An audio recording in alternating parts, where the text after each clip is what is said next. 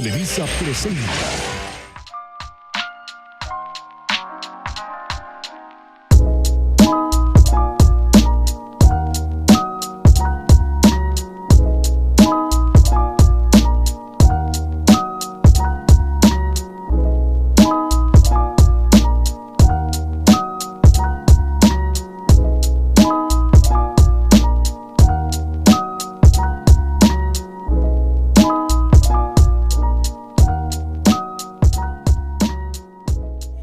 Welcome to your source of reliable information source, where today we're going to see two of the most important events that have been happening here in Mexico for the last 2 months.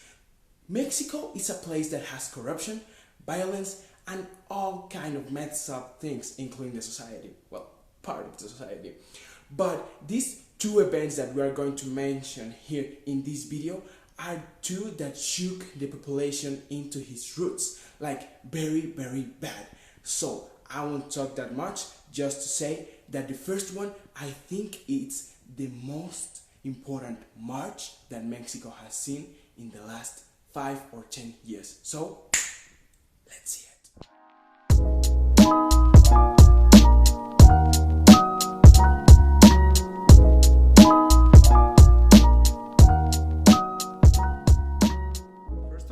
We need to talk about what happened to a report that it seems to be the most controversial feminist march of the century. First of all, we need to say that feminism has always been a controversial matter. It is estimated to start in the middle of the 20th century, when women started to move against the constant suppression by older men.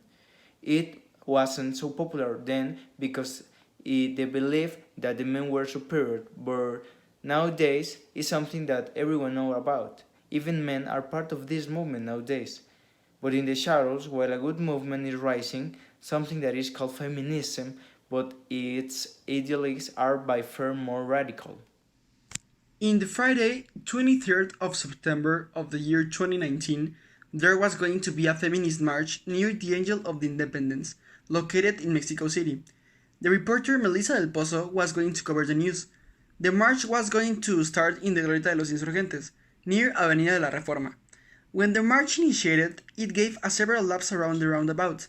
Then some women started vandalizing the area, because they started to ride in some of the most important and emblematic monuments of Mexico. In that moment, Del Pozo started covering the news in the Metrobus station of Insurgentes, and Del Pozo recorded it with her phone. Then a woman took her phone away. Del Pozo asked, ¿Qué te pasa? And the woman shouted at her, and she told that, no estés grabando. So Del Pozo took a step back and understood that the situation of Mexico and of that specific situation of the march was out of control. This happened, she was covering the damage to other structures. She said, una manifestante, una mujer, arrebató mi teléfono celular, pero posteriormente se lo quité. Lo tomé del piso y le comenté que estábamos haciendo nuestro trabajo. She's totally right, and besides that they are attacking a woman without a reason, all of these things happen and give rise to not believing in the feminist movement, and all of the things that are complaining about, like writing down and shouting things like México feminicidia, la policía nos viola, cerdos, violadores. This just leads to the government thinking that they are crazy and putting them in a position to get what they want. I can't believe what is happening. And after they do all of that sort of things, they think that they have the power to require rights, that they can ask for them. It's like nuts. It's like when you cheat in an exam, the professor catches you, he puts you 0, and then you try to convince him that he put you 100. It's like, no way, brother. But more insane, it's what's been happening in Sinaloa the last weekend. Let's see that.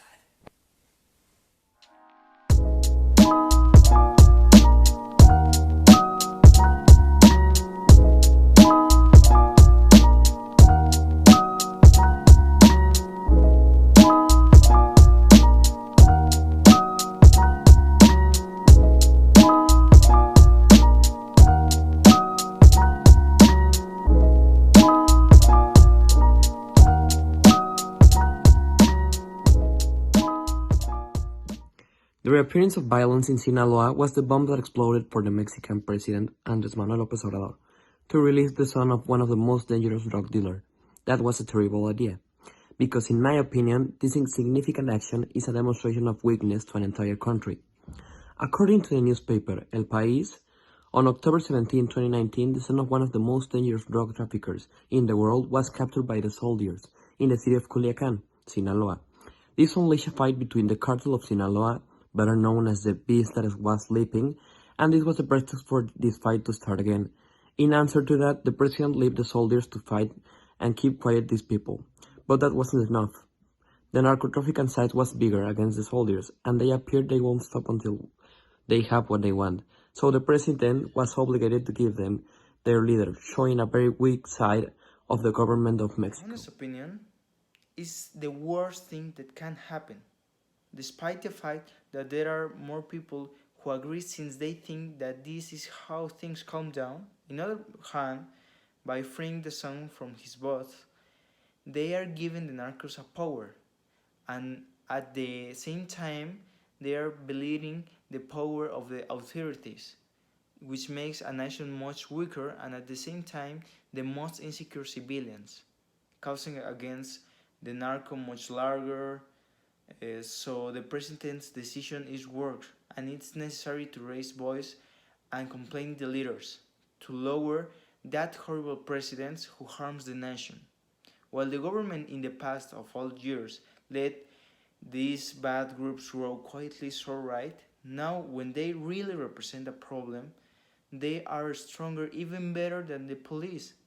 And in the past of the years, these groups will become bigger and they're going to have power against the people and society. It's time to make a change.